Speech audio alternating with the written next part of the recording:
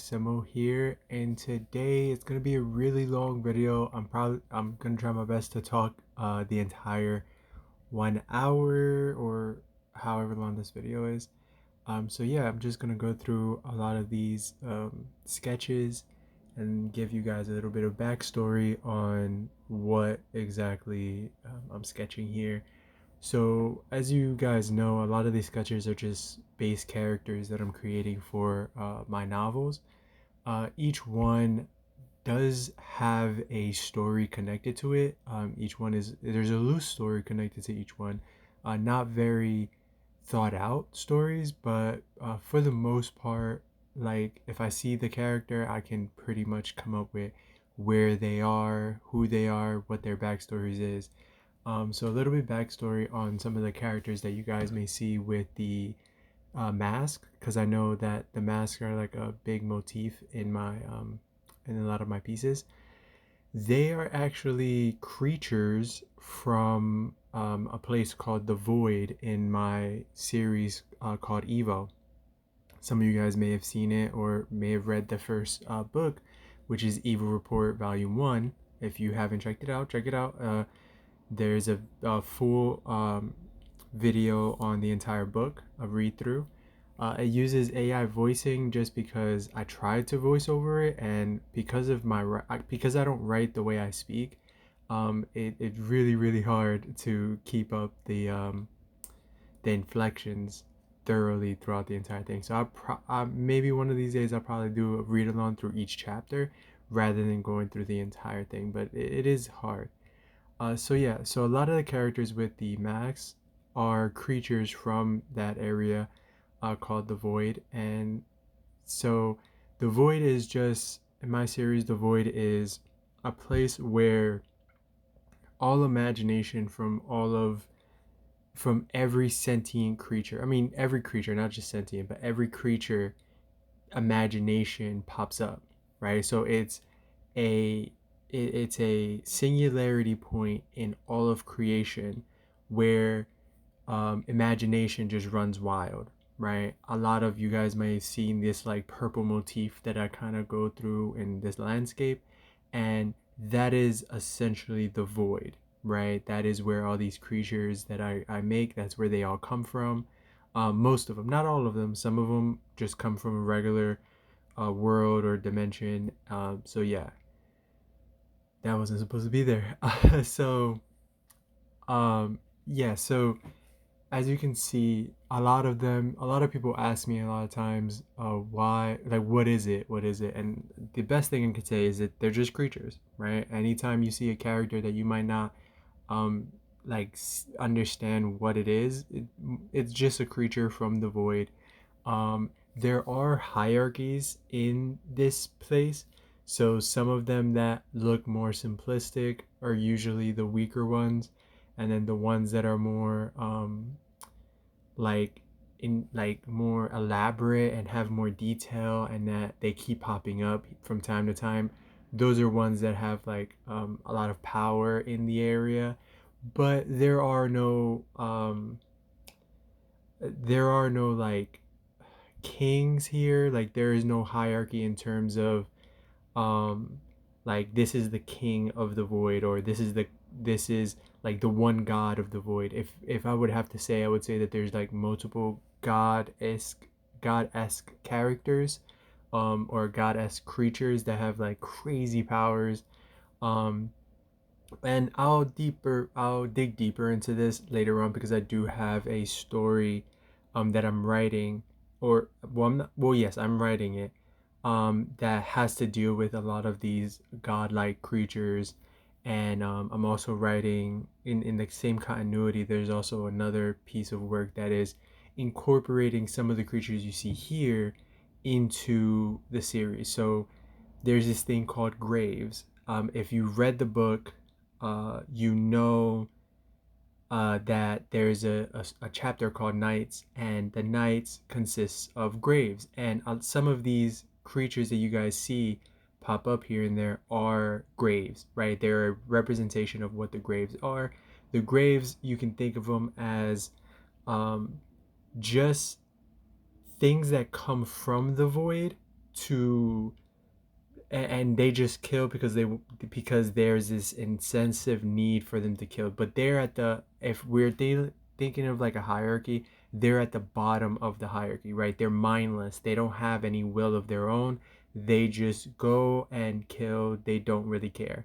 Um, and for the graves, there are like categories. So if you read the or if you checked out Knights in my story, in Evil Report, you will hear like there's certain creatures that pop up here and there, and they all have their different names, but those different names are like categories for what the creatures are. And so that's this kind of backup here, where some of these creatures are like they look like this one thing, but there's a whole bunch of them that look like exactly that thing. Um, so yeah, but then you have some creatures like this one that I'm drawing on the screen right now, which are more or less just there, right? They might be, a mid-tier character, but there's only like one out of 500,000, right? They rarely appear. And the same thing can be said for a character like this. So most times characters that have like eyes and are more human-like, those are creatures that are like those are void creatures that are like mid-tier, right? So they have good power, but they pop up every like one out of every 10,000, right? Whereas the graves, for lack of a better term, um, which are the like lower tier, majority of the void creatures are graves, right? And then you have like the characters with the mask. This is not one of them. This is, I would say, this is like a mid tier uh, void creature. But then you have characters with the mask, which I'm pretty sure one of the videos will pop up next. Because I draw a lot of mask characters, as you guys know. But yeah, so the characters who have the mask are probably like the high tier characters, right? So these are the characters that pop up like one out of every million or billion, right? They are like, I guess you could say they're the gods of the void, but not necessarily, right? They're godlike. Um, and then you have characters with the visors. So there's characters that have, you'll notice that they have these visors, and these characters are actually part of a secret military group for the they're a secret military group that takes care of void creatures in a specific area of the world in my whole series, right? However, characters like this are not part of that. So as you can see, he looks like he might have a visor, but he doesn't. This is still part of like that mid-tier characters. And so there's actually a evolutionary standpoint too, where a lot of some of the mid-tier void creatures can become like high-tier creatures. And so sometimes you'll notice that there are characters that have like that are stuck in between having a mask having a or having like their normal face, right? And so those are like between the mid tier and the high tier. So they're still strong, but they're not as strong as the high tier. And they're still like, if we're talking about like the statistics of it, they're rarer than the mid tiers, but less rare than the high tier characters. And like with the high tier characters, there's only one of those characters out of the billions and trillions of characters that exist, right? So there's still that only that one character exists throughout the entire series. Then you have ones like this where they're the visor slash kind of look like a creature, and they are part of another subset of groups where some of the military combatants can acquire some void-esque powers, right? Some void creature powers. They're not as strong as a high tier, but they're still capable of doing a lot of damage. And like I said, you have characters like this where they are like weirdly whatever, but they do show up to be more of a weird, what the hell type of creature. But these are kind of graves. So these are what you would imagine coming at you trying to kill you. These are the ones that are mindless. I know they look goofy, but that's kind of the terrifying part of them, is that that's what they look like. And then you have characters like this where, again, they're in between like becoming a grave and then becoming, so basically the lower tier and then the mid tier, right? And this is one of those characters where, where their face starts to change into kind of like unrecognizable. So then the mid tier is usually like the unrecognizable faces, whereas the lower tier are usually the faces, and then the high tier is a whole mask. I guess you can think about it similar to like the hollows in Bleach. However, this is a little bit more different because it's a little bit complicated. A lot of times, a lot of these characters, all of these characters have some sort of backstory to them. um, as you can see, a lot of my characters don't have eyes, and again, that kind of goes into the mid tier characters. So when they go from low tier to mid tier, they lose a lot of their facial features, right? The things that make them the low tier start to go away. And so, that's for that. And then obviously you have characters like this. Again, they have these faces, but they're still just the low bottom of the barrel graves, or void creatures. So yeah, I really like these characters. I like drawing them. The reason that I draw so many is because my world is really, really expansive, and obviously I'm writing the book right now for Nights, which is one of the chapters that's in Evil Report, and I plan on writing another chapter for what was the other one? Oh, for Survive, which has to do with it's gonna go deeper, delve into a lot of the backstory for the graves or for the void creatures. um so yeah, and then there's also some other stuff too where I'm gonna dive into. You guys, when we get to it during this video, I'll tell you guys more about some of the other characters. This is one of the main characters of the series. I haven't given him a name yet because I don't know which character I want to make him, in particular. So, and then you get characters like this, which again, like I mentioned before, these are like between mid tier and high tier, where they're losing their kind of real physicality aspect and changing into something else with the mask on. But because he still has a tongue, which is more of a lower form or mid form, he's still not yet completed. This character would be like really, really strong though, because he's right on the cusp of becoming a high tier character or void creature. Um, this is actually, so you'll notice also, I like talking about my characters so much. Uh, some of the characters that I have actually have like some scars or some tattoos on them that are black and squiggly. Those are actual characters. So this is an actual character within the series. And so if you notice that some of them look like some of the characters that don't have horns and stuff like that, those are real characters. Again, characters with the visors are real characters. Characters like these, where they're just have something on their face but they don't have horns or anything, those are real characters. A lot of my characters are bald.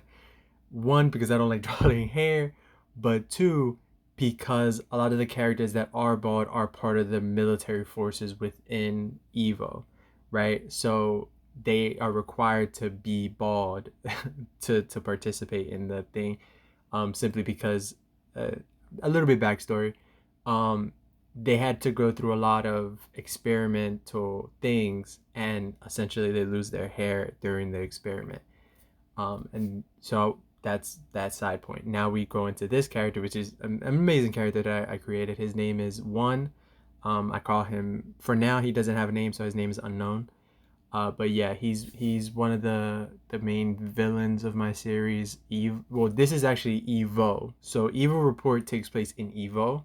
He is, and Evo hasn't been. I haven't published it yet. It's not gonna be published for a while, so bear with me. But Evo is the actual main storyline, and the main storyline follows a lot of these characters. So any character that you see that I draw that has like a mask with like symbols on it, or a helmet with symbols on it, those are kind of the main groups, and the main groups follows um, Obi and Seis, and they are the characters that um, are just they're the main characters of the series, and they more or less are on a expedition through the world to find their memories and stuff like that and figure out what's going on. They've been alive for like 2,000 years. Um, so I don't want to spoil a lot of it because when I'm writing these stories, I know that it's a lot, and I know that I can accidentally spoil it for a lot of people, and I don't really want to because I enjoy the story. Like I'm writing it, and I'm really excited to finish or to start and finish writing it for you guys. So yeah, I hope you guys enjoy this. If you do, drop a like. If you want to know anything more, let me know. This video is really really long. It's only been 15 minutes, and I still have to keep talking. Um, so yeah, as you can see here, this is another character based. So this is another thing too, is that there will come a time where there are some graves that seem like high tier because they can communicate with humans and stuff like that, and they might be one out of a billion of their specific low tier graves, but they are more susceptible to understanding human emotions, and some people might even confuse them for being like a a human at some point, right? So I want you to keep that in mind when you see some of the sketches and stuff like that, where I say like, oh, this is a low grade grave, but they can communicate with humans pretty well, and sometimes not all graves are bad, right? I think I'm gonna try to stay away from that kind of storyline though, but who knows? Maybe I'll use it in the future. This is another mid tier grave here, or void creature. So the reason I know because I keep hopping between graves and void creatures. Graves are considered the low tier creatures, right? That's it. So if I say grave, I'm just talking about anything that is low at the bottom tier of the void creatures. I haven't made a name for middle or high tier, and I haven't made a name for like the in between of those tiers. um, this is another void creature. Yep, and he is, or they are mid high, no mid tier. Sorry. Yeah. So again, if they're not human, if they're human like, but or not mid high, they're low, they're grave mid, so between grave and the middle.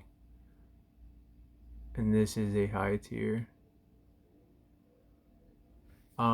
So yeah, like I said, really like these characters, and I hope you guys like them too. I hope this video actually helps you guys have a better understanding of why I make a lot of these creatures and what they all mean and stuff like that. Just understand that all these pieces are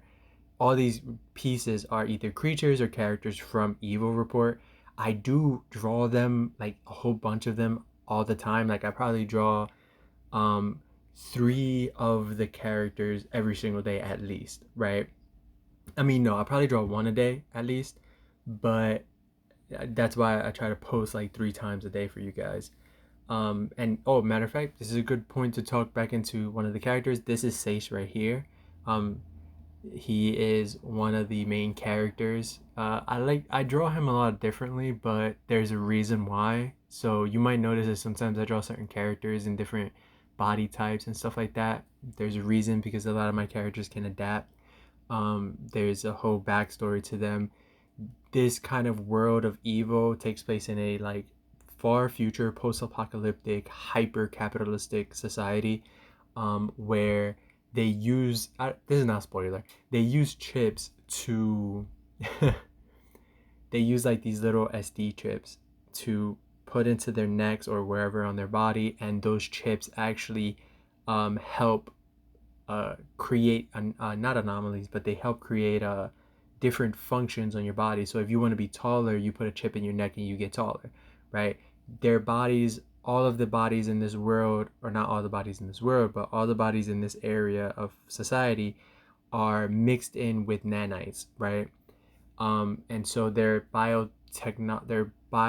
biologically technical in terms of like their human side and their machine side are basically coexisting. So, however, this is for the humans, right? This is not for the graves and the void creatures. Those are 2 separate ways, right? So the nanites basically adapt to whatever chip you put in their net put in the body, and that can help you have like some powers like, oh, you want to actually no, you don't have powers, so let me nip that in the butt. You can't get powers from the chips outright. The only way you can get powers from the chips is if they're like the higher quality chips, right? But these chips can only be obtained by like the 1% of the 1%, right? These are things like, oh, you want to have fireball, then fireball, right? That's the type of thing for those.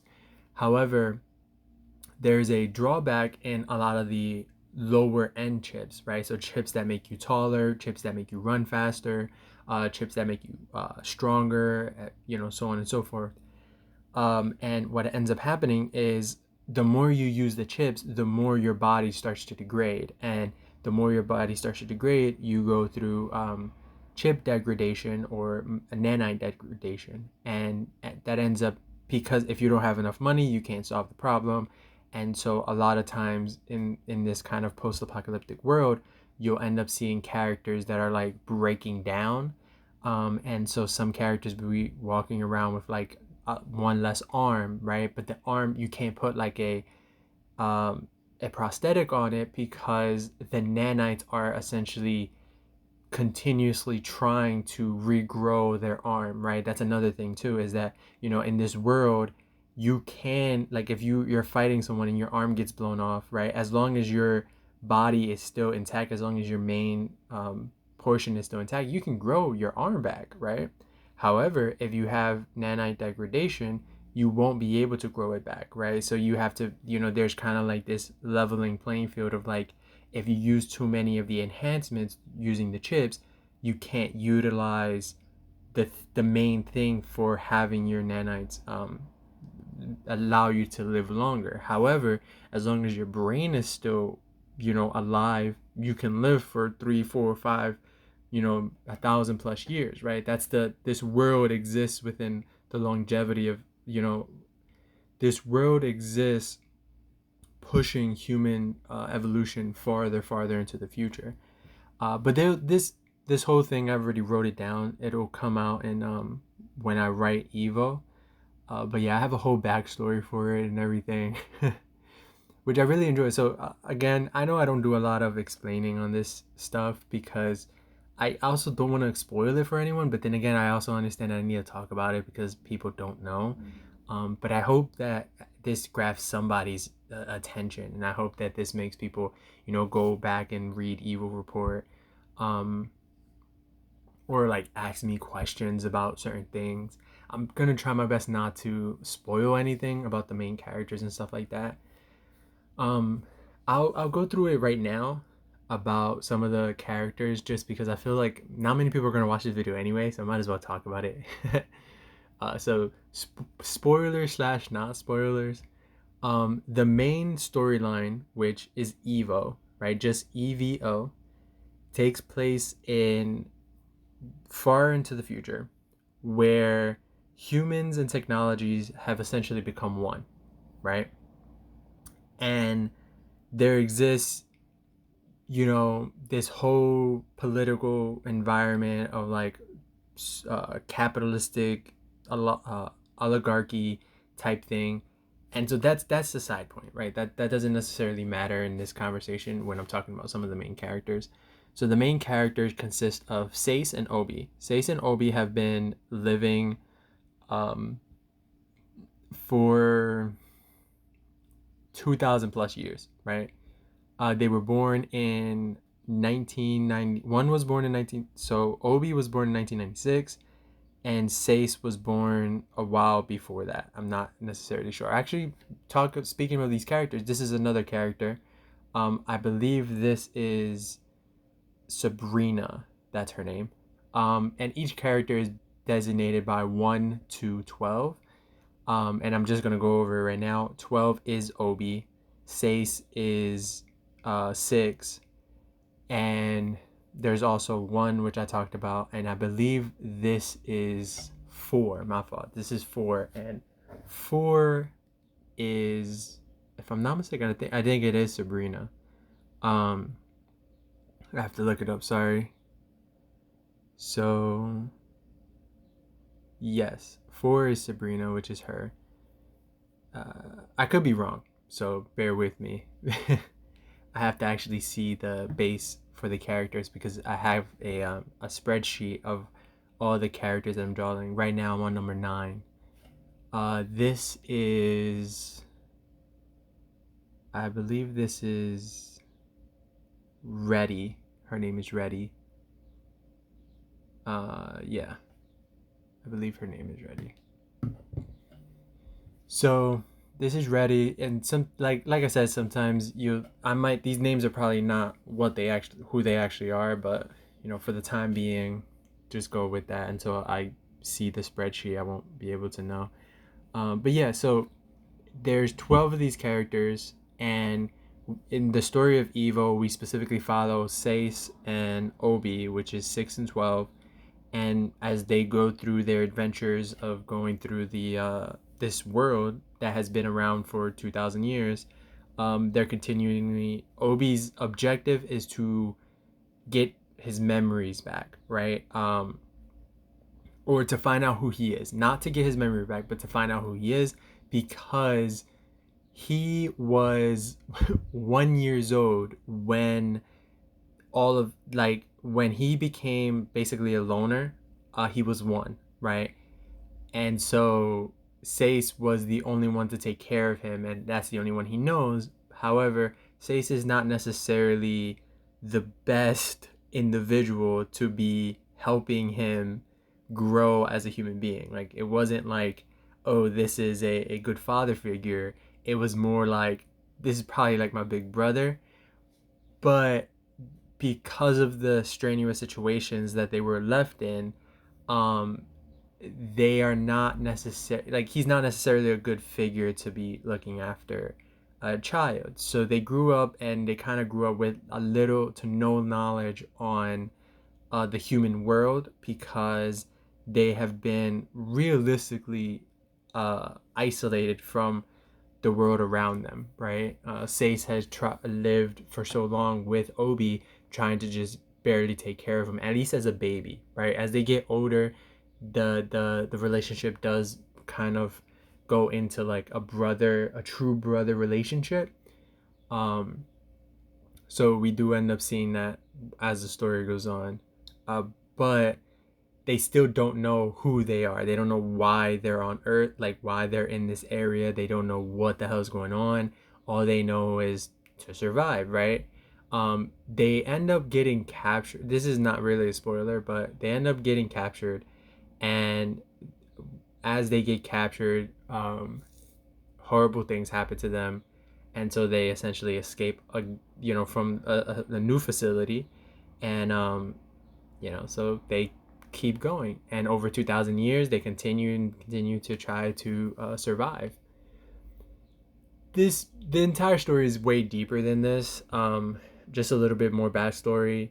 So 1 through 12 were actually test subjects in 1996 for a company named Certix. Certix was doing human experiments with the nanites, and these 12 were the first batch of studies that they did, and for the most part they succeeded, right?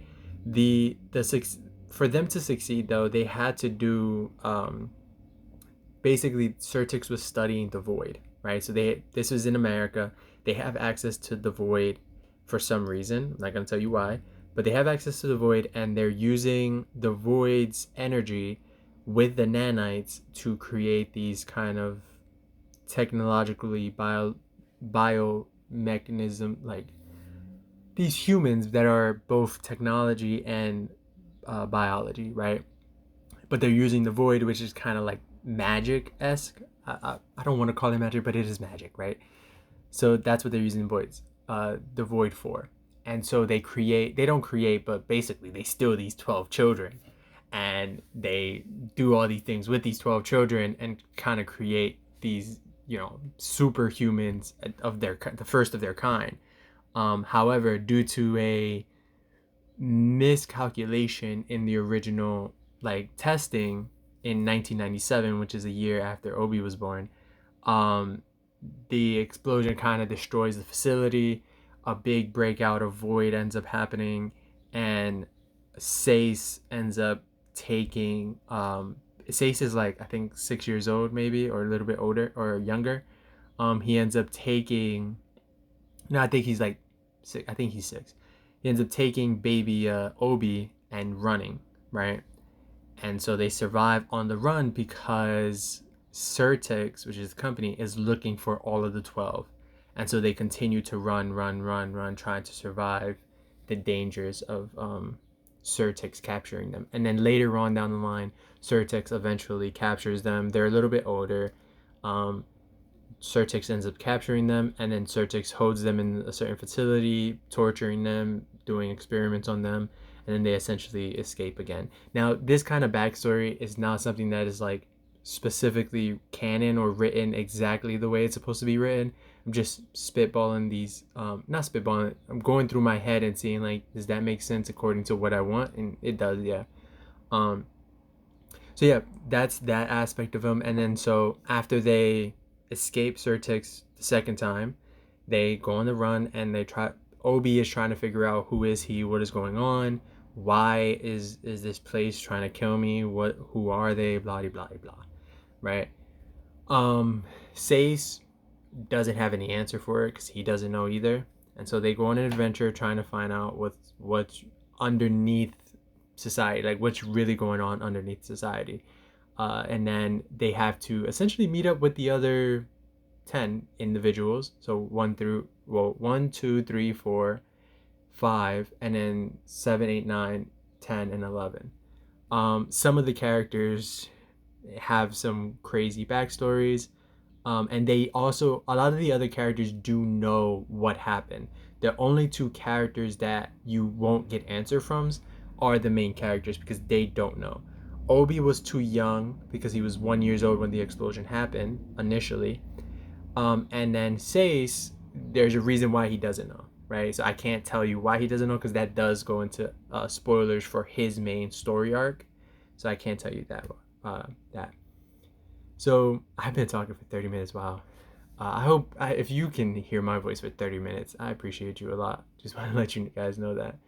Um, so just a little, let's go back into some of these pictures here because I've just been talking.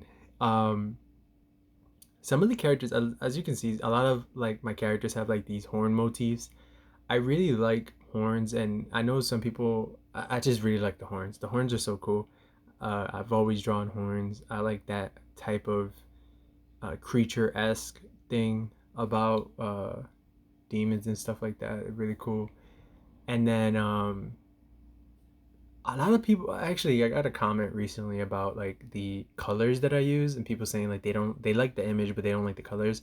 And I'm like, but that kind of goes against what I'm drawing. Like I like these bright colors because they are like I guess you could say they're ugly, but I like that type of motif because as we can see, you see it through art all the time where people draw these a lot of gringy characters, a lot of these characters that are um like horror-esque, and a lot of my characters are like horror-esque. You can see, right? They look like demons, they're creatures, right? And so I like the juxtaposition of drawing characters and coloring them, drawing characters really dark in terms of like what they represent. So demons are a very dark topic, and then giving them a very vibrant color swatch, right? Like a really bright colorway to juxtapose what the characters um, represent, right? Because I don't really believe that I don't believe that everything that is gringy and dark needs to be you know, colored, gringy, and dark. Sometimes you can add these more vibrant colors. Why are we, so pigeonholed on using these dark colors to create this kind of non-fictional or, like really dark background for these characters? If I imagine demons, I don't imagine them to be like just dark red all the time. Like no, I imagine them to be more vibrant and full of color, right? More or if I imagine any creature, right? I don't know why it would be in such a boring like black, white, red or something so eh. right? We need color. Add some, I like vibrant colors. I like to see things that, like, when you put them in a collage with everything around them, it kind of be like pops. And then so this one pops up here, and it's actually a good kind of segue. Then you see characters like this, right? Not characters, but pieces like this. And these are just pieces. You don't have to think too much. I might use them in my little stories, but stuff like this are just being drawn to drawn. They're not actual like characters. They're just me drawing because I want to draw a skull, right, with tentacles, right? So if you see things that you're like, what is that? Or not even if you say what, if you have to say what is it, then more than likely it's a creature from the creature from my series. But if you can look at something and say, oh, that's cool, that's probably just an offhand like thing that I wanted to draw at the time, right? So if it's like a skull, then obviously it's just a skull. If it's actually, I think a self portrait might pop up sooner or later here, and I'll let you guys know because I do draw a lot of self. So yeah, I do tend to draw a lot of self portraits. This is not one of them. Um, so yeah, this is another character from the series. I don't. A lot of these characters don't have names yet, just because they were just drawn to draw them right now. And then like a lot of times, a lot of my characters, you might notice that I bring up a character here and there, and later on I'll give them a story, or these are like backlogs of some ideas that I might come up with. So like for that character, let's say I make a character in my series, right? But I need a picture of what the character looks like. I can go through my backlog of images and go, he doesn't have a character, like this picture doesn't have a character connected to it yet. Let me put that there. So yeah. I really enjoyed drawing that skull from the previous video here. It was fun to draw that. A lot of that was specifically the color. Some of these are actually older sketches that I did. You guys probably seen them in the previous compilation. But and I went back and decided to color them in this new technique that I kind of, I wouldn't say I developed it. I just figured it out a little bit using a lot of practicing. And I wanted to see how my older sketches looked with it. And so a lot of times too, I noticed that not all of my sketches are like crazy dope or anything. Like this is one of them here. I was just drawing to draw, and I just wanted to get this because sometimes, a lot of times, I'm making content for you guys, so sometimes not all of my sketches are gonna be a hit, right? Drawing is taxing. To get this, I would say I'm a relatively good artist, but to get this good of an artist, you got to produce a lot of shit work. And so I don't think that every single piece that I make is really good. I don't think every single piece I think is bad. But sometimes even I look back and I'm like, what the hell was I drawing this for? But I also think that that kind of plays into this idea of like these being the lower uh the lower creatures of my series. So it kind of like makes me be like, okay, well, I have to draw these because they're fucking ugly. And so because they're so goddamn ugly, they can be in the series as well and still be a part of like this world, right? Because that's kind of the entire point, is that these are otherworldly creatures that are not supposed to look relatively good. The only characters that are supposed to look good are kind of like the upper echelon of the series, right? The things that make um, the reader go, ooh, that's tough. So basically, if I say it's cool, then it's cool. So I'm really talking for 40 minutes. I can't believe it. And this was just bullshitting. I hope you guys like this video. To be fair, this is actually my first time recording something, one, for so long without it being a live stream, but two, actually talking about some of my ideas that I really want to do. So, and right now, just to go back to the main point, I know I'm kind of jumping everywhere, but I'm going into writing nights, which is, I really enjoy it. It takes place in this, again, another post-apocalyptic world, um, where there's this night coalition, there's this kind of like, but there was a void breakout, right? And in this area, this void breakout kind of decimated the entire populace. And because of that, uh, it is governmental too. So I think I'll go back and I'll talk about it now because this is not going to be in the main story. It's connected to it, but it's not in the main story. So you probably won't, if you read it, fine. If not, then there's kind of supplementary information. So in this world, Russia actually was doing a test for the void, and they messed up and they blew up portion of the continent using the void. So then now there's a big hole in the middle of Russia. And it was so big that it blew up such a massive part of the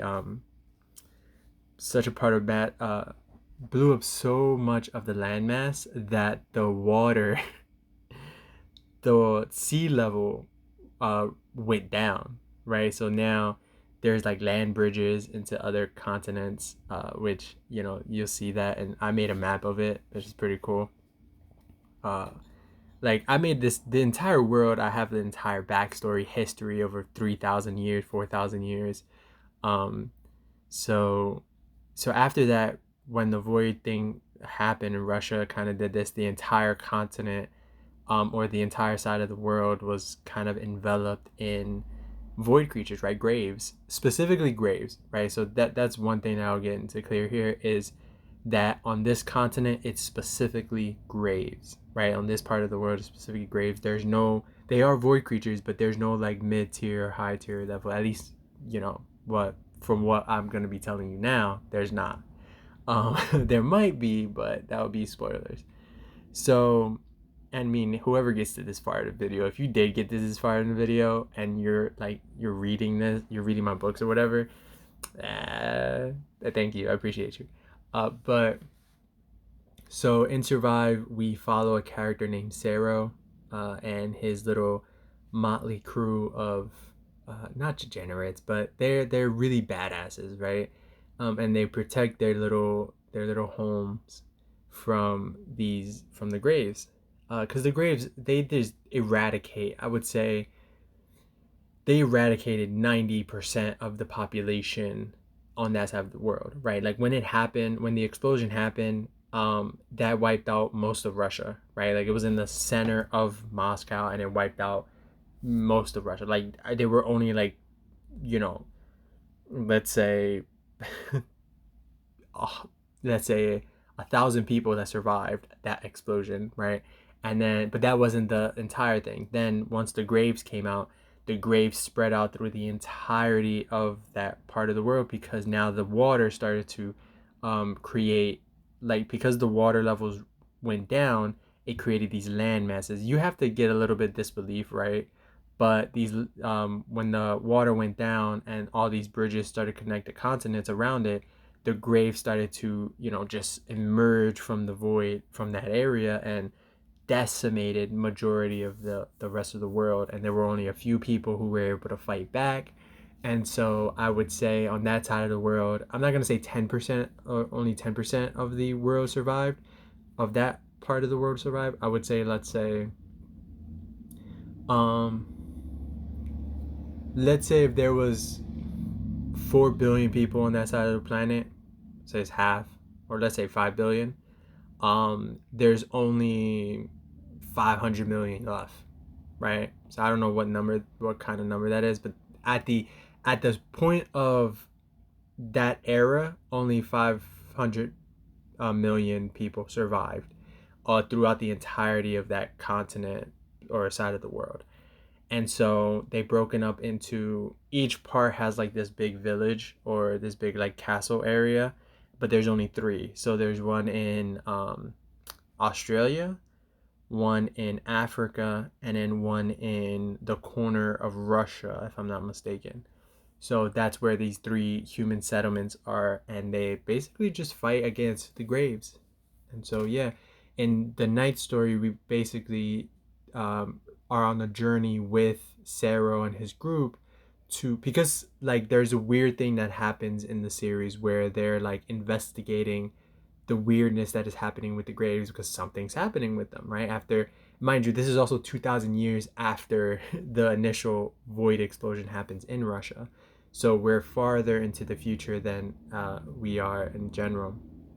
So now like that 500 million is really like going down and down and down, because they have to continuously deal with the graves. So they're this group Cero and the main story, because you guys basically, when you guys are reading the evil report, which is one of the chapters in Night, um that's where we start the story off, and because that's where we start the story off, we go from there. So yeah, now we follow whatever happens there with Sarah and his group, and going into investigate what's happening with the graves. So you guys seen that previous clip, and then you see this clip. Side note, or side tangent. These are our characters also from the series as well. They are future characters that will pop up later on in the series, not in like Nights or anything like that. They pop up later on in the series. This person is a human. Most of the characters are like stuff like this. They're humans, except for that previous one. That one's actually a higher tier character, but not a void creature. This is the same thing. Like I said, I mentioned the visors. So a character that has a visor on their head is actually a human being who has to shave off their head because of the experiments they have to go through to go into the military. Um, so yeah, some characters actually can grow their hair back, but due to the fact of everything going on, so, most of them don't want to, but some of them do. Like you see, one of the characters actually had a good amount of hair. This is actually another human character, human with quotation, a human-esque character. Not necessarily human, but not necessarily grave creature. I can't spoil it though, because that part of the story is not done yet. So yeah, and then you also have some side characters and stuff like that will pop up again later on. I really like these characters a lot. I like the world that I'm making, and I hope there's people out there who find it just as interesting as I do. Um, I've been working on this I've been working on the structure of the idea for about since 2016, 2017 maybe. I think that was around the time where I made Obi and Sace, was around that time as well. I actually have the first couple sketches of them on one of my sketchbooks. You guys probably seen it. It's in sketchbook 9, I think, or 8. But I really, really enjoyed it. It was fun. Or I think 11 maybe. But it's in one of those sketchbooks where I drew Obi and Sace for the first time. But actually, no, it's farther down than that. But it might be 2016 that I first started the idea for this series. And it has grown. I wasn't expecting to be an author when I first started it. I thought I was just gonna stick to like being like a comic book writer or mangaka or something like that, and create like these kind of comics for them. But I was like, nah. And I feel like I can do both. But let's see. I don't know if I can draw good enough to do a manga-esque thing. I think writing is more of my sweet spot. But I'll try my best. As you can see here, this is another one of my. This is actually a really old creature that I made. This character, is it a he? Bone? Probably. No, it doesn't have any organs. This is a creature from the void. This is a mid, low mid tier, or mid, or yeah, low mid tier or high mid tier. It's between low and high. But this one doesn't exist outside of the void. So this one specifically only exists within the void.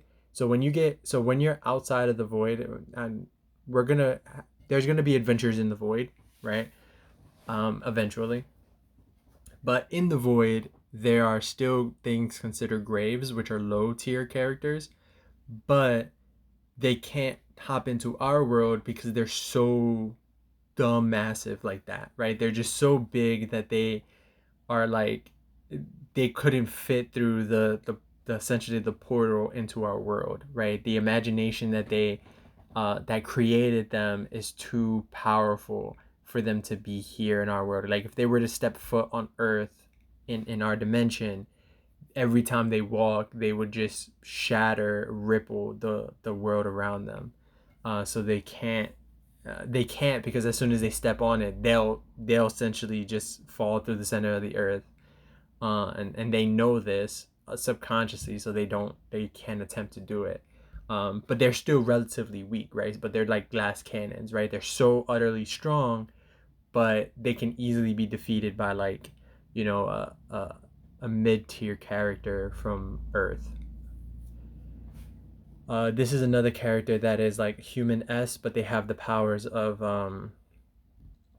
the void as well. And this is another warrior character fighting a void creature. This one is actually not a grave. They are, or is it? I think it might be a grave. I think it'd be really cool if this was a grave. So I'm gonna make this one a grave.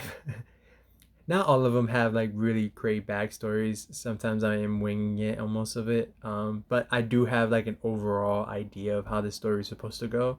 So, but that is a grave. So imagine you're walking around and like 50 of them dudes run up on you. That's terrifying.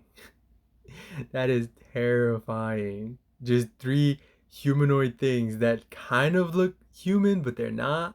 And they all look identical to one another. And they're all chasing you. And they're ripping people apart next to you. Like, that would be terrible. And they can take sword slashes to their arms easy.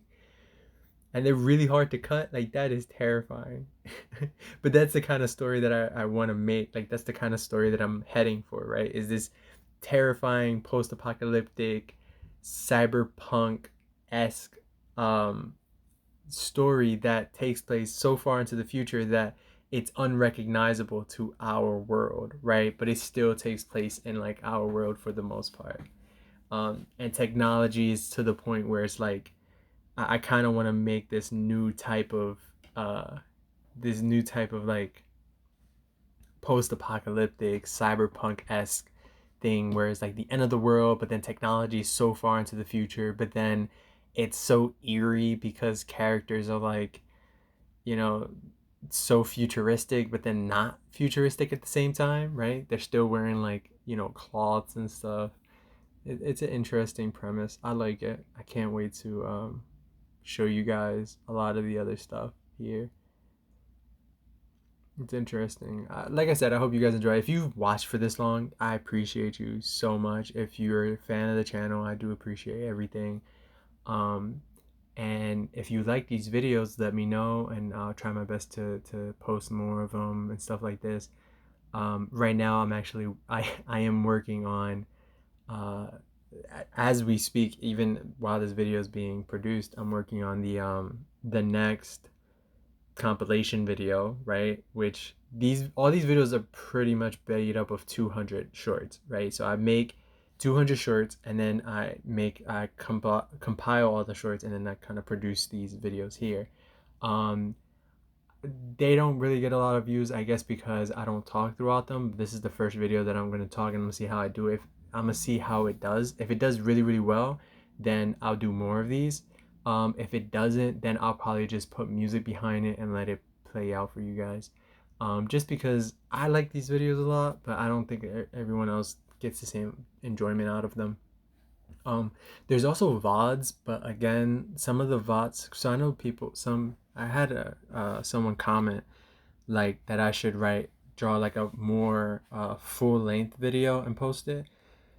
The problem with that is they don't get a lot of views. If I notice that there's videos that get a lot of views on my channel that I enjoy making, then I'll make more of those videos. But if those videos don't get views, then there's no point in me making those videos, because I think they'll hurt my channel more than they'll help them. So as you guys know, as you guys can see, I do have a lot of VODs, like 9 or 10, maybe 11 of them already posted, but those don't get a lot of views. Whereas there's videos that I post that are 20, 30 minutes, and they get, they don't get a lot of views, but they get more views than those other videos. And so I think I'm probably going to stick to the shorter videos, except for stuff like this where I'm drawing like a whole bunch. And then I'm just talking throughout the entire video, which I'm going to be doing here. And let's see how this video, fingers crossed that this video does really well. It'll be uploaded on Wednesday because I think that's a perfect time to have people watch these videos. It's right in the middle of the week, so you can expect some content and stuff like that. If you guys want more videos, I can try my best to try to upload for you guys more often. However, I gotta get some feedback on on if one video a week is good enough, right? But for now, I'm only gonna be doing one video a week every Wednesday around 6 p.m., right? And if you guys enjoy it, then we'll see how it goes from there. Like I said, I really do enjoy making these videos a lot. Like this is probably, I started off doing YouTube back in 2015, doing like gaming stuff. If you know, you know. But the gaming stuff was only so I can do like art stuff. So I really wanted to be an artist on YouTube and stuff like that. But I never had like the equipment to do it. And with the advent of a lot of the new technology stuff and how like technology is getting faster and faster and it's easier to record, it's kind of like a perfect time to like get everything together and make this channel and do the thing that I actually wanted to do for so long. Um, so yeah, and mind you, this channel has been up since 2018, I think. Me making art videos anyway. So yeah, but now I'm actually taking it serious. So for the past year, I've been taking it relatively seriously, and it's the slowest growth, but I really do enjoy it. This is probably like the most fun I've had making videos in a long time. Sometimes it's a pain in the ass because I have to draw so much, but I'm getting relatively better at drawing, and I really do enjoy it. Like drawing is such a great passion for me. Like I work out, but working out is like a hobby. Art is somewhat of a hobby, but it's so fun, and it's my job, right? I can't even say it's a hobby anymore. It's literally my job. My it's a side job for me. I want to make it my full job eventually. So I'm trying my best, and I hope you guys can see how hard I'm actually working here.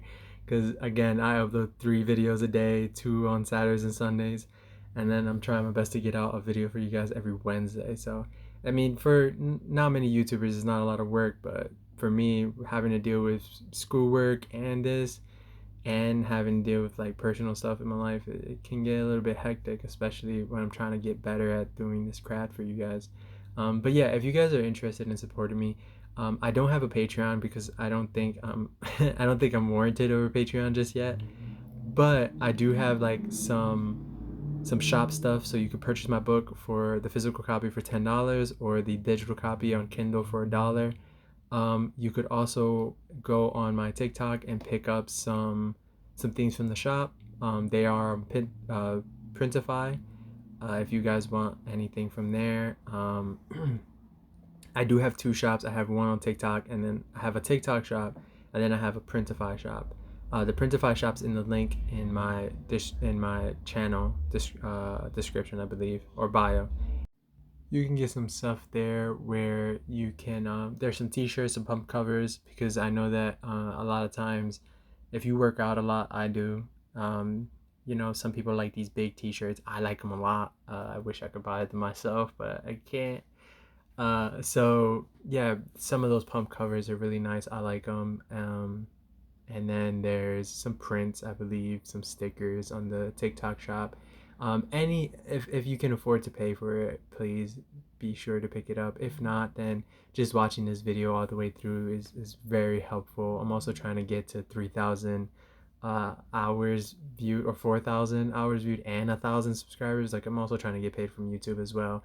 And I think right now getting paid from YouTube would be the would be way more helpful than people just buying my merch and stuff like that. I mean, buying the merch will help a good amount for trying to progress in my career in online and stuff like that. But I think doing the YouTube and watching the videos all the way through and just helping me support through that would be a lot more beneficial than just going out and buying the merch, especially with the whole, you know, the way the economy is right now. I don't expect people to go out and buy something that like supports an artist, especially at the prices that I'm forced to put those items at as well, right? If I could make those big t-shirts and sell them for like, or the pump covers, and I could sell them for like $15 or $10, then I would, right? Like I would personally put those prices down because I know how fucking expensive that stuff is.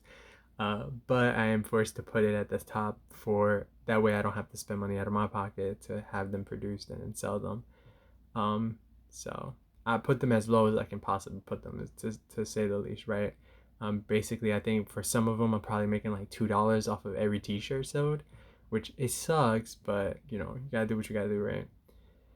So I also want to, like, as you guys know too, I want to make my work more accessible for people. So I don't really have like, obviously my work is my work, right? So I want to protect it at all costs, but I also want people to see it as well. So the more people that follow me, the more people that know my stuff and can identify my work, if I can give people hope in terms of like, oh, he's a good artist, he has really great imagination, and I want to be like that, then like my job is done, right? If I can help somebody be like, oh, that's how you do that, and think about the world in a different way, or think about art in a specific different way, I think that's a good thing. And like that makes me happy. It means that like maybe I'm not forgotten by just one person, right? Some us as art, like me as an artist, we have this kind of fear of being forgotten. But then I think, like, think about how much work I posted online, right? I might be forgotten by like 90% of the people who watch me, but there's still 99% of people who watch me. But a lot of people have watched me, so I might not be forgotten by everybody, right? Um, it's not a big deal. So, yeah, I was getting bored and find something to talk about. This is actually one of the three of the 12 characters right here. You have one sitting down, unknown. You have Dima to the right side, and then you have Merkel in the back, the big guy. So yeah, these are 1, 2, and 3. His unknown, which is 1, Dima, which is 2, and Merkel, which is 3. Each one of them has their own abilities to do whatever they want to do. So yeah. Oh, and so another side note, tangent for the story. Remember how I said that the only people who can like do kind of like magic type stuff, like do fireball, are the people who have like real money and can get like the more expensive chips. And when I say expensive chips, I mean like these are like quote unquote $1 billion chips, right? These are chips that like one chip costs like $1 billion in our money. Um, and so like there's no realistic way for any normal person to get these types of chips. So you have to be the 1% of the one percenters in this world, right? To just spend $1 billion on one of the chips. All of the 12 don't need the chip to do the same thing, right? So all of the 12 have their own special abilities that they can utilize to um, do like amazing things, right? So if one of the 12 wants to jump across a continent, they still need the chip, but the chip that has them jump, let's say there's a chip that allows them to jump 10 feet in front of them, that once they put the chip in, that there's no restriction on how far they can jump, right? They don't jump just 10 feet, they jump across the entire continent, right? The chip just tells them you can jump higher than the average person, right? um but for them, they also, like I said, they have a built-in ability. So let's say one of the abilities for uh Merkel, right? I think Merkel's the one. He can manipulate uh multiple items. Like he can duplicate any item multiple times. I don't if I'm not mistaken, it's up to 4 times. So he can not only duplicate an item, he can control the item like through telekinesis type thing, where he can move the item through space, as well as control it, like as well as like duplicate it. So if he has one sword, he can have up to 4 swords, and then he can move each sword individually by themselves and have them like fight on his behalf, or he can literally just duplicate himself 3 times, and then but he can only do one item up until those points. So he can't, if he duplicates himself up to 4 times, he can't duplicate his sword and give each one of them a sword. Each one of them has to get up find a sword and use it, and they gotta utilize it in his, like, he has to also control all of them. So he has to basically study how to control each individual copy of himself in that kind of framework, right? So he's essentially separating his mind into four pieces. And so if he loses track of one of them, then that one will just stay, it will just stand there. It won't move by itself. It doesn't have its own like movement section. It has to be told to move by him. So like let's say he's fighting somebody and then he's in the corner, and while he's in the corner, um he's struggling, his main body's struggling, his other two bodies are struggling against one person, but he can't control that fourth body. Then that fourth body will just stay there in the corner and just sit there, like just stand there motionless, right? Just be a husk of his body. And so that's kind of the drawback, and a lot of the other characters have like similar drawbacks. um don't get too attached to Merkel, I would say. He's probably gonna be in the series for not that long. He's not gonna get, maybe not gonna get killed off. But don't get too attached to him, because his power set is relatively broken. So I needed to find a way to minimize the amount of damage he can cause, and I do have like a big roster, and a lot of the other side characters are like really important, and the relationships between certain characters are more important than what Merkel can bring to the table. So he will be on the side burner doing his own thing somewhere else, and there might be a side story on what he's doing, but he's not going to be part of the main cast for that long, right? He's going to be introduced relatively early on, and then he's going to be taken out of the story and put somewhere else, until future installments or until the side story is found for him. But for the most part, I don't want to have to deal with a character like Merkel for that long. Just because, again, there are other characters that I feel like are way more important than Merkel for the most part. And I feel like their side story, their main connection to the main story, and getting the entire history of the world put into the story are way more important than what Merkel. And this goes for a couple of the other characters too. If I'm not mistaken, number 10 and 11 are the same way. And then there's number 7, no, I think it's number 7, who are again the same thing, right? Like they're important to the story, but when they're introduced to the story, that's probably going to be the first and last time we see them outside of their side story connection to the main story. Or like let's say their backstory, right? One thing I'm gonna do too in terms of writing. So if you made it to this point, I applaud you. You're gonna get a really a back entrance into the future of the series if it ever gets to that point. But there, the story, when I write the story, I'm not going to hop in and out of side stories with side characters. So let's say we're let's say the main cast, which is Obi and Sace, let's say they come across one of the 12, right? Let's say they come across 7, or let's say 8. They come across number 8. Um number I'm not going to tell number 8's story, like their backstory or any side story concerning them, in the main like novel, right? Like I'm not going to tell their backstory in the main novel. Their backstory is going to be its own separate side story in like one of the evil reports, right? They're not going to be the main. I don't want to make it so people like, because for me, one thing that I realize about reading a lot is I don't like when we move away from the main plot of the story, right? I hate that. I hate when I'm reading something and then we get dragged into a main character's or one of the side characters' main plot points, but that main plot point kind of has nothing to do with the main cast. I'm just like, why introduce this? Just get to the point. So I'm going to, because I don't like it, I'm not gonna make some of my readers, whoever enjoys the book, to do the same thing.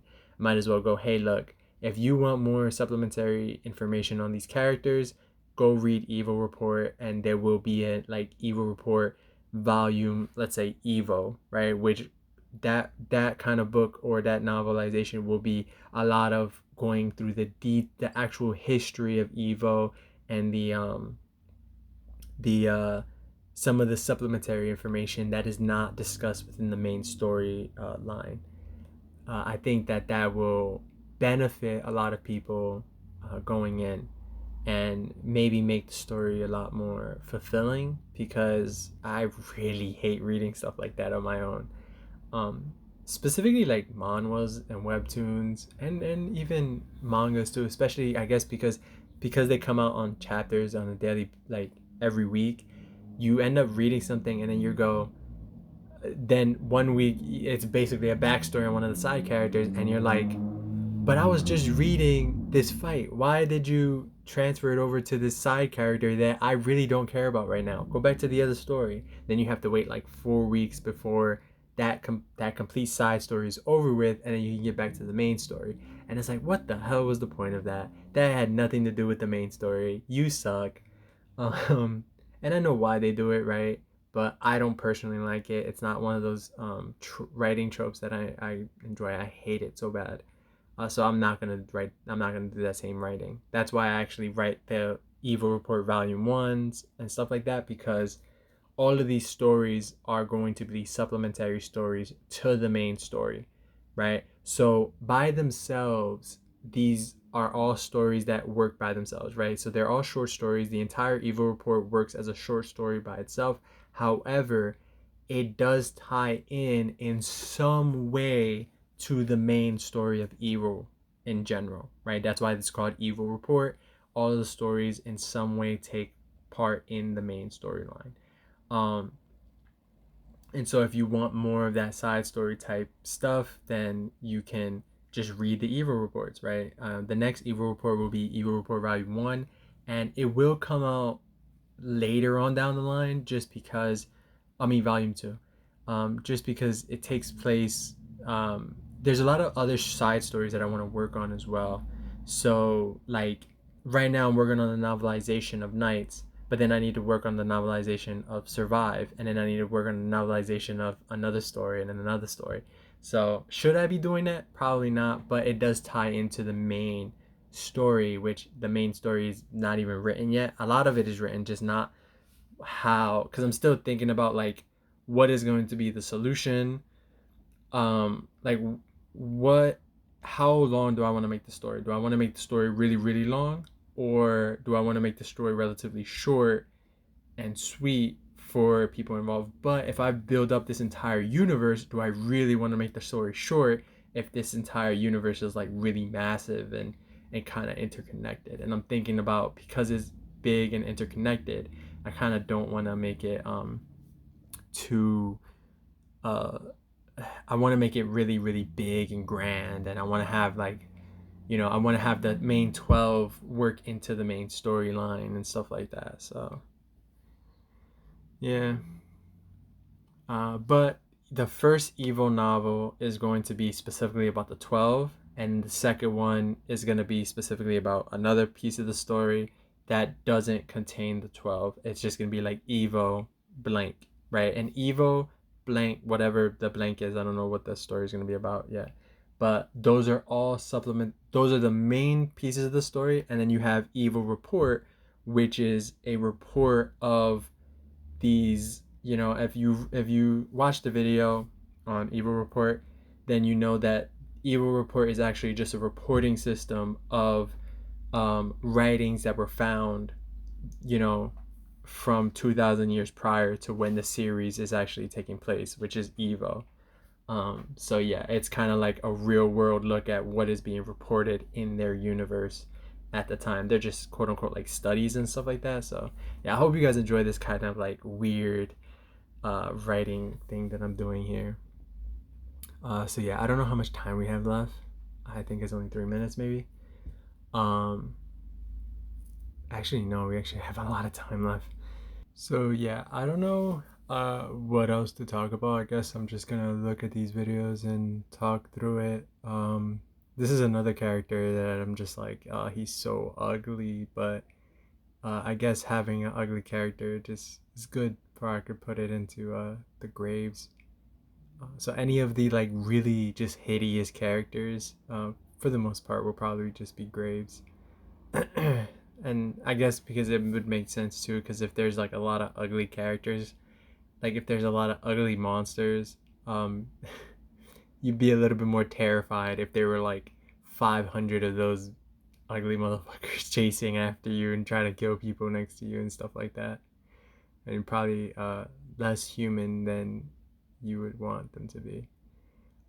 This was actually one of my this type of side, next to this video right here. Um, this was a study that I was doing because I wanted to see if I can get the proper angle down without a reference or without pretty much without a reference. And I think I did a pretty good job. This was also like when I got a little bit more used to drawing without line work, just because I wanted to practice more. Well, this was like one of the first ones that I did without using line work as its base.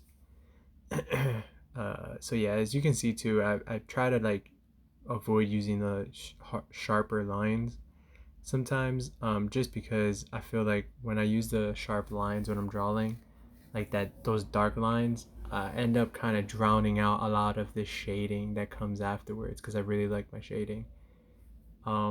But that doesn't necessarily always happens either, so it kind of sucks. And that's why I don't know. I think it's later on in this, towards the end, you guys will notice that I start to do more of like this cell shading type of deal. Um, I always get compliments on my rendering and stuff like that. Uh, I render like I draw traditionally. If you guys notice some videos about me drawing traditionally, I think I'm really good at drawing shading and stuff like that. I don't think I'm better than some other people, like, because I think there's some artists out there who just do it so miraculously, like, smoothly, and it's easier for them to do it. For me, I guess maybe it's because the tool that I'm using, it's so painstaking that I do try to avoid it because, like, you guys are seeing, 30-second videos, but these videos, some of these videos take just the shading by itself takes 20 minutes. A lot of these videos, realistic, a lot of them only take 15-20 minutes to make. Um, but majority of those things are like majority of that time is only shading. So I'm spending majority of the time actually shading these, not coloring them or anything like that, which, it's a whole other pain in the ass. Sometimes, like if I want a lot of detail, then there's some images that like I have to sit back and actually do a lot of line works on them and stuff like that, and then go back and do XYZ. I was actually just because I took a break from recording earlier, um, and I was sketching in one of my sketchbooks because I'm doing a full like study on faces and hands and feet and stuff like that. So look forward. That's gonna be sketchbook number like 14 or 15. But I was doing side views and I realized that like if I'm trying to do a side view from my brain, I am having a lot of trouble trying to do it. Um, so I'm like better at doing side like views like this than I am from the side. So I want to practice more on the side views because for some reason that profile view from the side, just the way I think about it in my head, it looks too weird. It doesn't look like it's in motion. Like the front face view always looks fine to me, but for some reason drawing a character looking to the side like straight doesn't look natural. It looks, I don't know, it looks ugly. And the thing is, it always looks ugly. It's not just like, well, even if I use a reference, like even references don't look right to me. Like I don't know. Maybe it's just me. But it's only with human forms. If it's like forms of like non-human characters, then usually it comes out fine. Like I can, I like it. But for a lot of times, I don't know what it is. I guess maybe I'm using the neck too much. Like, maybe I need to draw the neck from the back part down lower more. A lot of people have a problem with hands. I never necessarily had that much of a problem when drawing hands. I don't like drawing them though. But the reason that I don't like drawing them versus the reason why a lot of other people say they don't like drawing them, a lot of other people say they don't like drawing them because it's hard, which it is. But for me, I don't like drawing them because it takes too much time, right? Drawing hands for me, just you need to know how the hands work to draw them, and I hate doing that, right? Like I hate having to waste time drawing hands. So what I tend to do, and you guys will probably notice if you watch a video, is I do have like markups, not markups, like stamps that I created with hand gestures, and then whenever I'm drawing something and I want to like just get it done, then I'll grab those stamps and I'll put them on the character that I want, so I don't have to go through and draw the hand, from thing. Because for me, if I'm sketching something out, the last thing I really want to care about is the hands of the characters, right? Like I don't want to hyper focus on something so little that's no one's gonna see it any like no one's gonna pay that much attention to the hands anyway. So I rather just, draw it beforehand, and then whenever I need a reference to those hands, I grab it, just stick it onto whatever image I'm doing it with, or whatever pose I want the hand in, and then I'm done, right? I use my own hands for references as well, so I'm not too worried about like, oh, that's cheating. It is cheating, but you gotta do what you gotta do, because if you're sketching out, you're gonna waste, like, I guess if I'm doing a hour long video, like an hour long sketch, right? A hand will take me like 10 minutes to do it properly. That's 10 minutes outside of the actual sketch, when I could just already have a hand pre-selected, when I could pretty much have a hand already drawn and ready to go and just stick it onto whatever image I need the hand for. So I have like references, not references, but I have like a sticker of a closed hand, a open hand, a hand pointing, a hand doing number 2, 3, 4, 5, 6, and stuff like that. Or four, 1, 2, 3, 4, 5. And I just have those ready to go, because again, it takes so much time to draw a hand that it takes away from the main piece, that is like too time consuming. But if it's something like this where I'm drawing the hand from, like, the hand is the main object, then I don't do that because that's boring. Um, so this was so a lot you'll see me do some things like these. I don't think I ever said it. These are actually pieces from two things. They're from the manhwa. So that was from Solo Leveling manhwa, and they're from animes where they're still screens from animes, so screenshots from animes. And then I draw them, and this is how I was practicing a lot of the cell shading that will soon pop up later on in the video. So I think so that first one was from Solo Leveling Holding Sword, and I think this was also from that same chapter, if I'm not mistaken. So yeah, and then this is just another character. Like I mentioned, if you see characters like this, then just know that they are base characters that will pop up. So as a character, again, this is right here. If you guys can just go on, this was actually a high tier, void creature right here. Will you be seeing these characters like pop up all the time? Probably not. They're probably gonna be far and few. This is another scene. This was from an anime still, from Dragon Ball, OG Dragon Ball. One of the tournament arcs. Again, the reason I was doing this because I wanted to practice with line work, and I wanted to practice with like the cell shading and trying to bring a lot of those things to my works.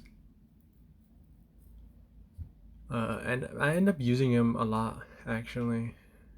This is from a manhwa, a webtoon called Demon and or Hero X Demon Queen, I think. Yeah.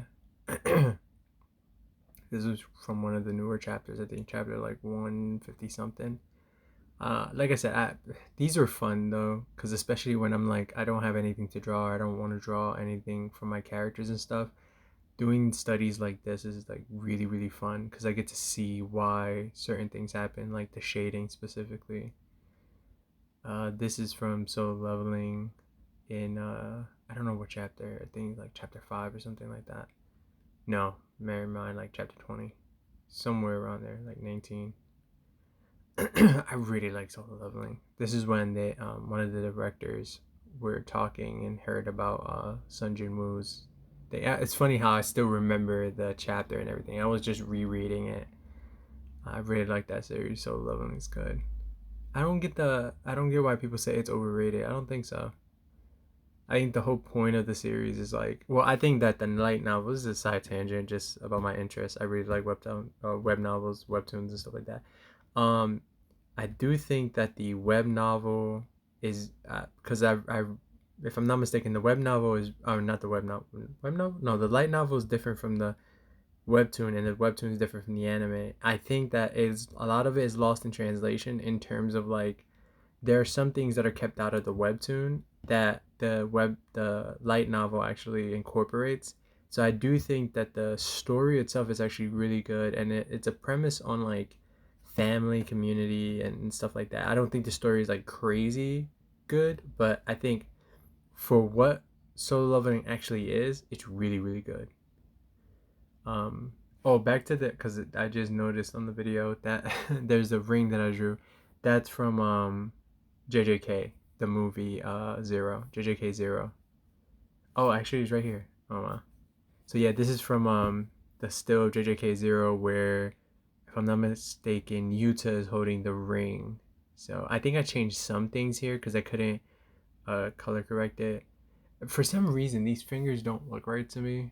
I know I copied it pretty accurately, but I think it's the colors of the fingers that just look horrendous. I think I should have probably color picked it because God, those figures are that color is so ugly. This is a character again. Um,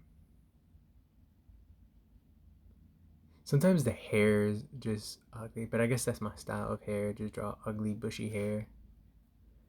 Nah, I like it. Oh, this was one of my first attempts at actually doing that same type of cell shading. This is kind of one of my first attempts at doing it by myself without looking at a reference. This is from The Return of the Mad Demon manhwa. This was fun. I really like this. I like the art style that they use in that webtoon, or that manhwa. It really interesting. I like the way they capture it. Like they use such dark and gritty colors, and but then it's so somber as well. Very awesome read. I like it a lot. This was a still from JJK. This is actually I changed the color scheme and I kind of make the character mine, but this is a still from JJK where what's his name? You know the main character is yelling at Mahito. I gave him purple hair and everything, so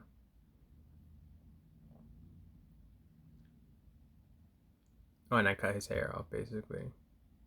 Yeah, I changed a lot about it. Not a lot. I changed a good amount of.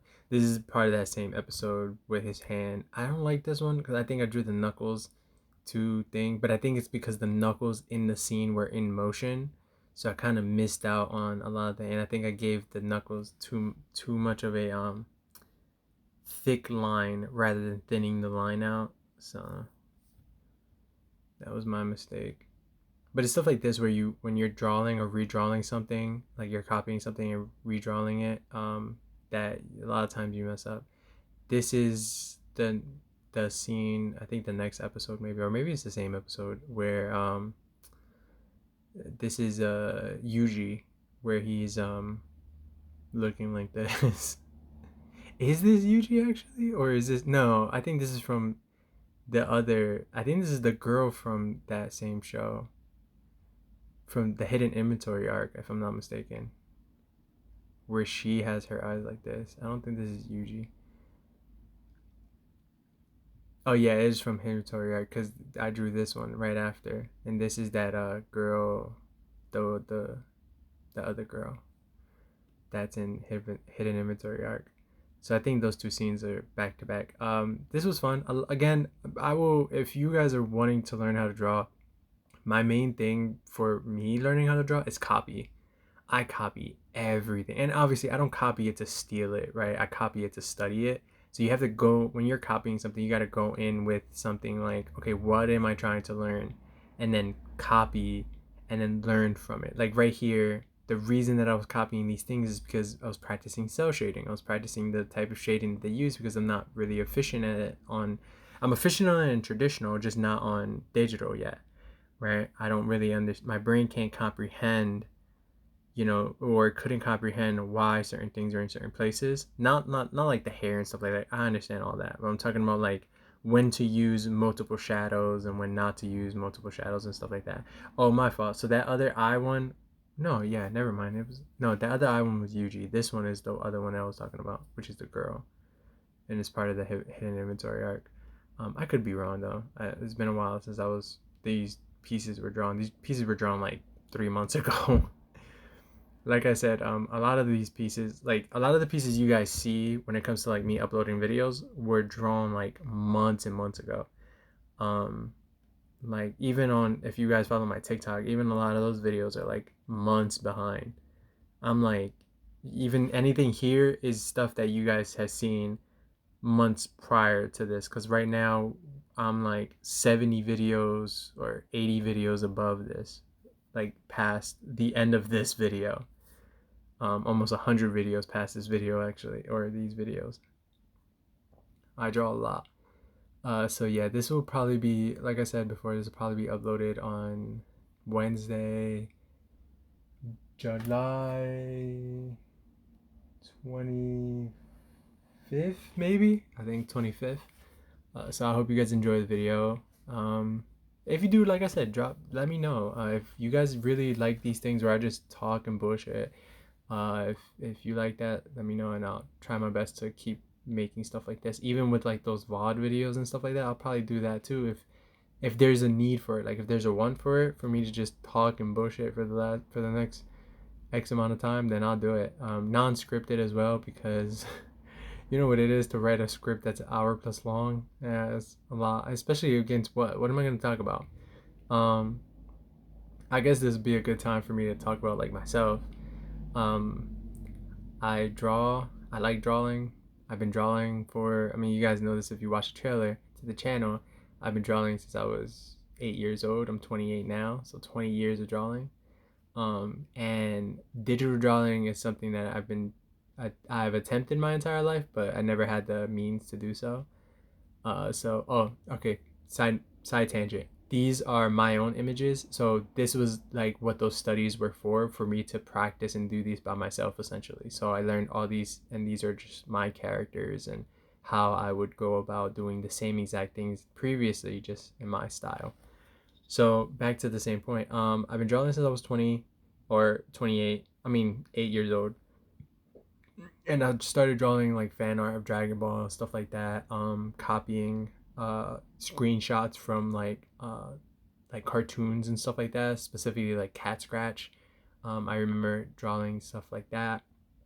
All of this happened when I was relatively young. I still have like a good portion of my old sketches. I have a very very massive collection of what I've been drawing, but I've been taking my art to the next, like I've been actually taking my art seriously for the last like 10 or so years.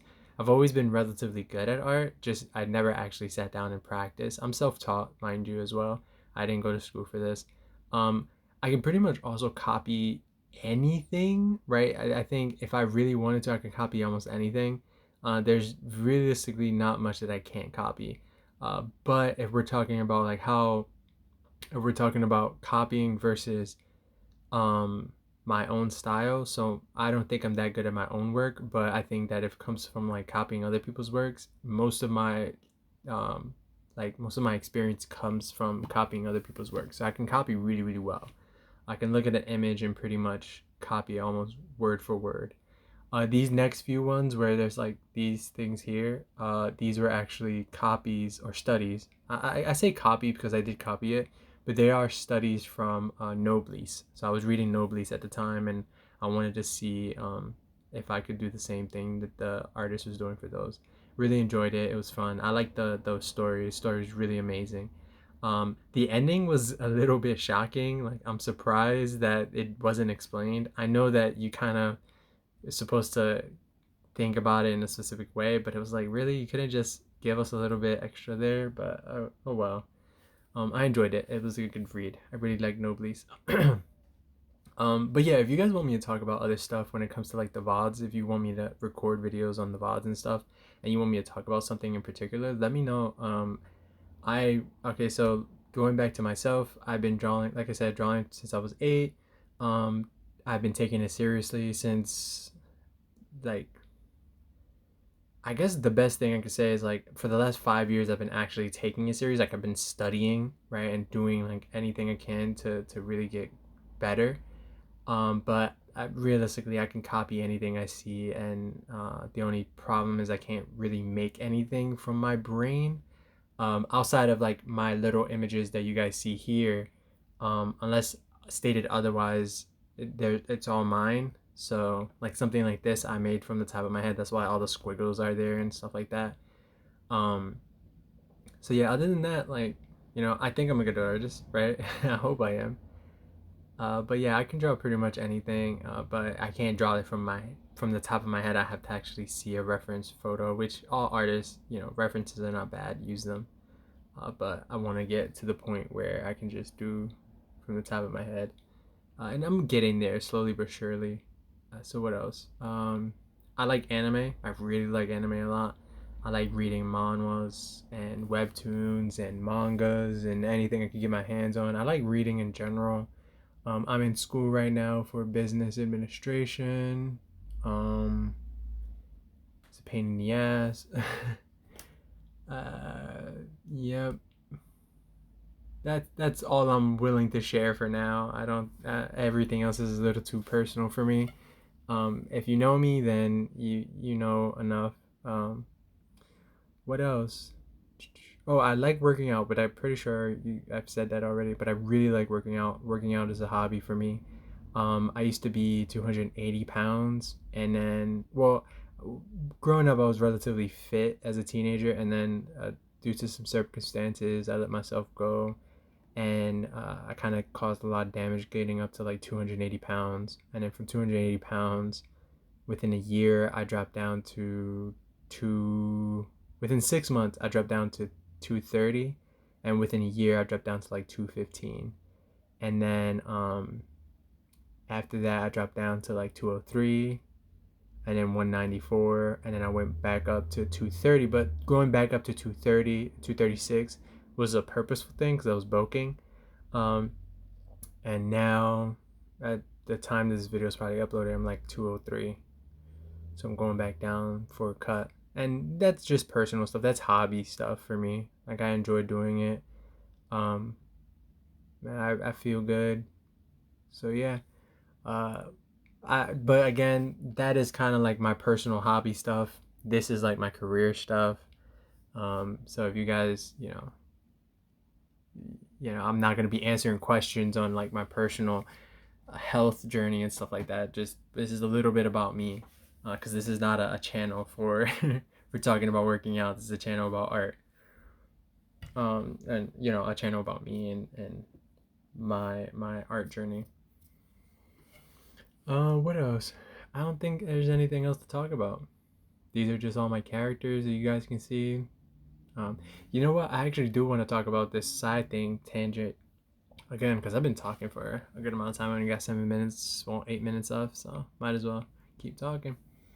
Um, so for this one, a lot of people, not this, but some of my shading, people talk about how Like my images are like I need to saturate some of my shading stuff, and I always find that funny because it's not the saturation that they're referring to. First and foremost, I like it. I like that the colors are darker because the shadows need to be darker and so on and so forth. However, people complain about it, saying like, "Oh, you need to do this," by unsolicited advice, right? I'm talking about sketching and stuff, which is like it's not warranted. Don't give me unsolicited advice. I know what I'm doing. I'm drawing. I like this look, right? I wouldn't draw it if I didn't like the way it looked. I hate when my images are not are too set like are not like dark enough, right? I need that darkness on them because it doesn't look right to me. It looks ugly if it's just one like right now a lot of people would suggest that I keep this shadow like that, right? I don't like that look. That look is ugly. I hate the way that looks. I want it darker. I want the texture to look darker, right? So I end up doubling the layer so that it perceives darker. But some people want to criticize that and say or give me unsolicited advice saying like, "Oh, you too saturated, blah blah blah, blah or not saturated enough." And it's like, I know what I'm doing. But it's like it's these random people who are probably not even fans or don't even watch any of my videos who come out and just talk about it. And I'm like, I get it. I know sometimes you want to criticize people. It's the you have to as an artist you got to get used to it, and I am used to it, but still it's like damn, like I know what I'm doing. Believe it or not, this is one of those images that I will say is a self-portrait. This was me, obviously not with the mask on, but it was me.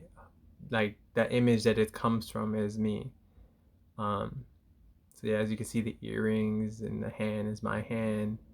I covered my face. I didn't cover my face with a mask. I just drew the mask over, and my hair. I yeah.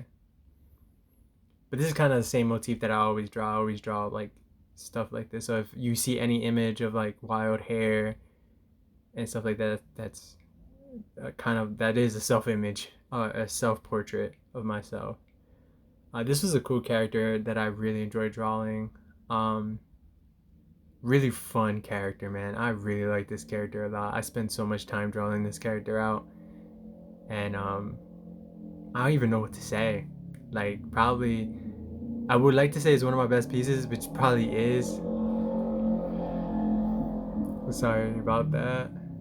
It probably is one of my best pieces. I really like it a lot. I wish more people watched the video of it, and I also wish that it was higher quality.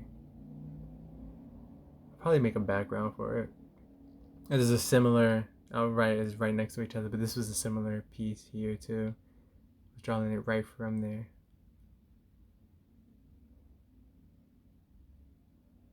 Sometimes drawing clothes is a little bit harder for me. At least back then it was. Now it's a little bit easier because I was practicing it in one of my sketchbooks, practicing fabrics and how they fold on the anatomy and stuff like that.